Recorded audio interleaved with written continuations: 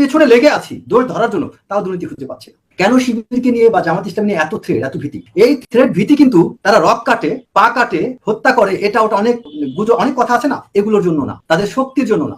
এই হুমকিটা হচ্ছে ছাত্র শিবিরের, যারা ছাত্র শিবির করে তাদের যোগ্যতা, তাদের মেধা, তাদের ডিসিপ্লিন, শৃঙ্খলা। কারণ ছাত্র শিবিরের ছেলেরা শৃঙ্খলা রক্ষা করে, তারা উচ্ছৃঙ্খল হয় না অন্য কোনো ছাত্র রাজনীতির মতো। ছাত্র শিবিরের মধ্যে সততা আছে। একটা ছাত্র শিবিরের ছেলের সম্পর্কে কোনো দুর্নীতি কেউ প্রমাণ করতে পারবে? আমরা যদি তুলনা করি, যে কথা রাশেদ খুব সুন্দরভাবে ব্যাখ্যা করছেন, পারবে কেউ? সব দলে পাবেন, কিন্তু ছাত্র শিবির একটা বের করেন তো। আসসালামু আলাইকুম।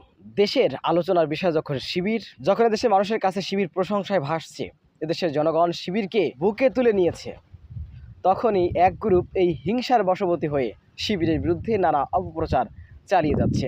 তাদের দাঁত ভাঙা জবাব দিয়েছেন, এই সমালোচকদের দাঁত ভাঙা জবাব দিয়েছেন বর্তমান সেনাবাহিনীর একজন মেজর রেজা। তিনি অসাধারণ ভাষায় প্রতিবাদ করেছেন এবং ইসলামী ছাত্র শিবিরের আদর্শ চরিত্র সম্পর্কে তিনি তুলে ধরেছেন। অসাধারণ কিছু কথা বলেছেন সেনাবাহিনীর এই মেজর। আমরা তার মুখ থেকে বিস্তারিত জেনে আসবো। আমি এতক্ষণ আমার বিশ্ববিদ্যালয়ের ছোট ভাই রাশেদের বক্তব্য খুব মনোযোগ দিয়ে শুনছিলাম। রাশেদ অনেকগুলো কথা, আমার অনেকগুলো মনের কথা বলে ফেলছে। খুবই চমৎকার বক্তব্য দিয়েছে রাশেদ। তবে এই চমৎকার বক্তব্যের সাথে আমার একটু কনফিউজ হয়ে গিয়েছিলাম যে রাশেদ কি মানে ওই জামাত ইসলাম বা শিবিরের ব্র্যান্ড অ্যাম্বাসেডর কিনা। জামাত এখানে কিন্তু আজকে যে আলোচনার বিষয়বস্তু সেটি কিন্তু শিবিরকে নিয়ে, এখানে কিন্তু অন্য বিষয় নিয়ে না। সুতরাং আমার যে কথাগুলো থাকবে সেগুলো কিন্তু শিবির রিলেটেড, জামাত রিলেটেড। যদি অন্য কোনো বিষয় এখানে আলোচনা হতো তাহলে কিন্তু আমি ওই বিষয়গুলো আনতাম। আমি এখানে কিন্তু জাতীয় ঐক্য, সংহতি, সকল দলের এক থাকা দরকার, ছাত্র অধিকার পরিষদের ভূমিকা, ছাত্র দলের ভূমিকা, সবার ভূমিকা কিন্তু আমি তুলে ধরেছি। আমি কোনোভাবেই ছাত্র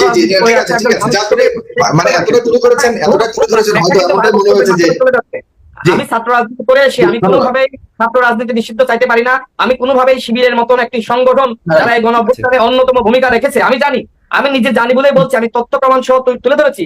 আব্দুল কাদেরের যে বক্তব্য সেটির মাধ্যমে প্রমাণিত হয়েছে যে নাহিদের সাথে, আসিফের সাথে, সবার সাথে, এবং আমি জানি আপনি আরে আমাকে তো বলতে হবে না, কারণ নাহিদ, আসিফ আমাদের তো জুনিয়র, হ্যাঁ আমাদের তো ভাই ব্রাদার। সুতরাং আমাকে তো নতুন করে বলতে হবে না শিবিরের একটু ভূমিকা ছিল।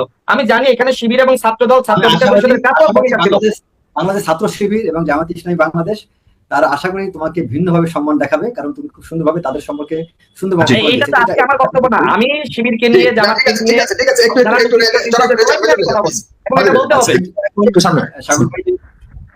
যেহেতু ছাত্র শিবির প্রসঙ্গে আজকে এই অনুষ্ঠান, তো আমি নিজেই একটা প্রশ্ন দিয়ে আমার ইয়েটা শুরু করি যে একচুয়ালি বাংলাদেশের, আমি আপনার সাগর ভাই এই প্রশ্নটা আমাকে করবেন যে বাংলাদেশের ছাত্র রাজনীতির ক্ষেত্রে শিবিরকে নিয়ে এত ভয়, থ্রেট, এত আশঙ্কা কেন? Why Shibir is a threat? গত কয়েকদিন ধরে দেখতে পাচ্ছিলাম সোশ্যাল মিডিয়াতে এই শিবিরের, ঢাকা ইউনিভার্সিটি শিবিরের সভাপতি এই যে আবিষ্কার হলো, এটা নিয়ে মারাত্মক রকম একটা কিউরিওসিটি, অনেক বড় এক ধরনের আলোচনা, সমালোচনা, এবং খুব নেগেটিভলি অনেকেই করছে এটা কেন জানতো না। মানে ব্যাপারটা হচ্ছে অ্যাজিব যে অনেক বড় একটা অপরাধী, অনেক বড় একটা মাফিয়া কিং, অনেক বড় একজন সন্ত্রাসী এতদিন লুকিয়েছিলেন, হঠাৎ করে সেই সন্ত্রাসী উদয় হলো। মানে মানুষের রিয়াকশনটা ঠিক এইরকম। আমার এখানে প্রশ্ন দুটো জিনিস, একটা হচ্ছে এই রিয়াকশনটা, এটা কি আদৌ ঠিক? এই যে আমরা যে রিয়াকশনটা দেখাচ্ছি, এই রিয়াকশনটা কি শ্রদ্ধার সাথে হওয়া উচিত না ঘৃণার সাথে? নাম্বার ওয়ান কোশ্চেন, আমি নিজেই প্রশ্ন করি, আমি উত্তর দেবো যে এটা কি ঘৃণার সাথে হওয়া উচিত না শ্রদ্ধার সাথে। আরেকটা হচ্ছে কেন শিবির জামাতকে নিয়ে এত ভীতি, এত ভয়? কেন তাদেরকে বিএনপির মতো একটা বৃহৎ দলকে আওয়ামী লীগ নিশ্চিহ্ন করতে না চেয়ে কেন শিবিরকে জামাতকে নিশ্চিহ্ন করতে চেয়েছেন? আমি এখন উত্তর ফিরি। প্রথমে হচ্ছে এটা কি ভয় হওয়া উচিত না মানে ঘৃণা না শ্রদ্ধা উচিত? আমি মনে করি শ্রদ্ধা করা উচিত। কারণ এই যে শিবিরের সভাপতি যিনি, যাকে আবিষ্কার করা হলো বা যিনি উদয় হলেন, এই ছেলেটার সম্পর্কে কোনো দুর্নীতির অভিযোগ আছে? নাই। খারাপ কোনো রেকর্ড আছে? নাই। সে কি মেধার কোনো দিক দিয়ে ঘাটতি আছে? নাই। তার অবদান নিয়ে কোনো প্রশ্ন আছে? নাই। এই ছেলের সম্পর্কে, এই ছাত্র শিবিরের যিনি সভাপতি, তার সম্পর্কে সব দিক থেকে পজিটিভ বার্তা। তাহলে কেন আমরা এত নেগেটিভলি তাকে উপস্থাপন করছি? এটা অবাক বিষয়। সো এখানে আমি মনে করি এটা শ্রদ্ধার সাথে তার এই বিষয়টাকে আমি তাকে অ্যাপ্রিসিয়েট করি। আর কারণ আর তার লুকিয়ে থাকাটা একটা অপরাধ না, কারণ যেখানে শিবির নিষিদ্ধ, যেখানে বাংলাদেশ আওয়ামী লীগ যে পরিবেশটা তৈরি করে রেখেছিল, সেই পরিবেশে এর বিকল্প কিছু ছিল না। আচ্ছা, এখন দ্বিতীয় প্রশ্ন যেটা, কেন শিবিরকে নিয়ে বা জামাত ইসলাম নিয়ে এত থ্রেট, এত ভীতি? এই থ্রেট ভীতি কিন্তু তারা রক কাটে, পা কাটে, হত্যা করে, এটা ওটা অনেক গুজব, অনেক কথা আছে না, এগুলোর জন্য না, তাদের শক্তির জন্য না। এই হুমকিটা হচ্ছে ছাত্র শিবিরের, যারা ছাত্র শিবির করে তাদের যোগ্যতা, তাদের মেধা, তাদের ডিসিপ্লিন, শৃঙ্খলা। কারণ ছাত্র শিবিরের ছেলেরা শৃঙ্খলা রক্ষা করে, তারা উচ্ছৃঙ্খল হয় না অন্য কোনো ছাত্র রাজনীতির মতো। ছাত্র শিবিরের মধ্যে সততা আছে। একটা ছাত্র শিবিরের ছেলের সম্পর্কে কোনো দুর্নীতি কেউ প্রমাণ করতে পারবে? আমরা যদি তুলনা করি, যে কথা রাশেদ খুব সুন্দরভাবে ব্যাখ্যা করছে, পারবে কেউ? সব দলে পাবেন, কিন্তু ছাত্র শিবির একটা বের করেন তো। তারপরও আমরা তাদের পেছনে লেগে আছি দোষ ধরার জন্য, তাও দুর্নীতি খুঁজে পাচ্ছি না।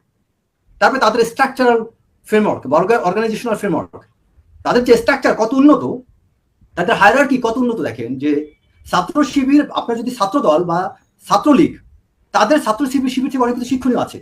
ছাত্র দলের সভাপতি যদি আজকে কোনো একটা ঘটনা ঘটে, তখন আন্দোলনে নেমে যায় কে সভাপতি হবে। ছাত্র শিবিরের ক্ষেত্রে চিন্তা নাই, কারণ তাদের মিলিটারি সিস্টেম, সিনিয়রিটি আছে তাদের মধ্যে এমন সিনিয়রিটি দেওয়া আছে যে একজন সভাপতিকে অ্যারেস্ট করলে পরবর্তী কে অটোমেটিক দায়িত্বে আসবেন, এটা তাদের মধ্যে এই ডিসিপ্লিনটা তৈরি করা আছে, যেখানে তাদের মধ্যে কোনো সংখ্যা হয় না। ছাত্র শিবির হওয়ার জন্য তাকে সমর্থক হতে হয় ফার্স্টে, সমর্থক হওয়ার পর তাকে কর্মী হতে হয়। মানে কর্মী যখন হয়, তখন সে তার নামটা ওখানে ঢুকিয়ে দেয় লিস্টের মধ্যে, সে অমুক জায়গায় একজন কর্মী।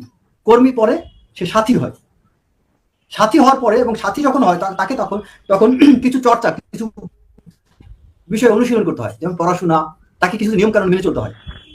আপনি দেখেন এটা কোন ছাত্র রাজনীতি এটা আছে, নাম ঢুকাচ্ছে, হয়তো একটা দুটো মার্ডার করতে পারে, সাহসী তাকে আপনি লিস্টে ঢুকে নিচ্ছেন।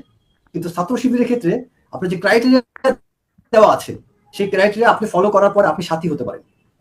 তারপরে সদস্য হওয়ার ক্ষেত্রে বা আরো পরবর্তী পদ, সদস্য বা রোকন পরবর্তী পদগুলো পাওয়ার ক্ষেত্রে তাদেরকে কিন্তু অনেক স্টাডি করতে হয়, গবেষণা করতে হয়। তাকে আমি যেমন একটা জিনিস জানি যে এদের ফজরের নামাজ পড়ে যে কোরআন তোলাতে একটু কোরআনের অর্থ পড়তে হবে, এরকম কি আমি যেহেতু শিবির জামাত ইসলাম করি না, বাট আমি যদি ভুল বলে থাকি, আমার এখানে শিবিরের যে এক সাবেক সভাপতি উনি আপনি আমার ভুল ধরে দিবেন।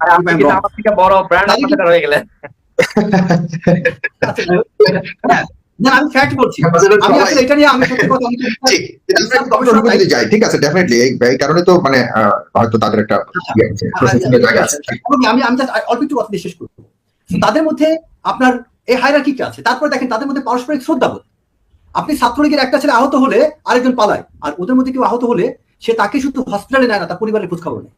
এই যে রেসপন্সিবিলিটি, সম্প্রীতি, ভ্রাতৃত্ববোধ, যেটা আমরা সেনাবাহিনীতে আমরা বলি যে আমাদের মধ্যে ব্রাদারহুড, এটা আমরা সেনাবাহিনীতে আমরা সবসময় বলি। আমি সেনাবাহিনী সেই ব্রাদারহুড আমি তার চেয়ে বেশি দেখেছি এই শিবিরের মধ্যে দেখতে পাওয়া যায়। তারা এক কথা প্রকৃত যোদ্ধা।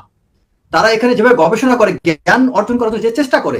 সো আমি লাস্ট যে কথা বলতে চাই, ছাত্র শিবিরের মতো এইরকম সংগঠনের রাজনীতি বন্ধ করে দেওয়া মানে জ্ঞান বা গবেষণা নির্ভর রাজনৈতিক চর্চা, এটা সুযোগ হারাবে।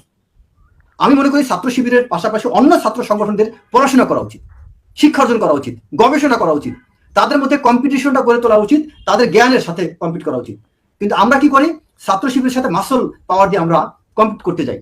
তো অন্য ছাত্র রাজনীতি যখনই, অন্য ছাত্র দল বা ছাত্র লীগ, তারা যখনই জ্ঞান নির্ভর প্রতিযোগিতায় ছাত্র শিবিরের সাথে নামবে, তখনই তারা সাফল্য পাবে। এবং এই যে আজকে বৈষম্যবিরোধী ছাত্র আন্দোলনে কেন শিবির সফল, কেন তাদেরকে আজকে নাহিদ, আপনার আসিফ, কেন তারা তাদেরকে কাছে টেনে নিয়েছে, কারণ এই ছেলেগুলো জ্ঞান নির্ভর উপদেশ, পরামর্শ সবকিছু পেয়েছে। তাদের আর্থিক, এখন তারাই তো হতভম্ব যে কেন ছাত্র শিবির ঢাকায় বিশ্ববিদ্যালয়ে রাজনীতি শুরু করেছে।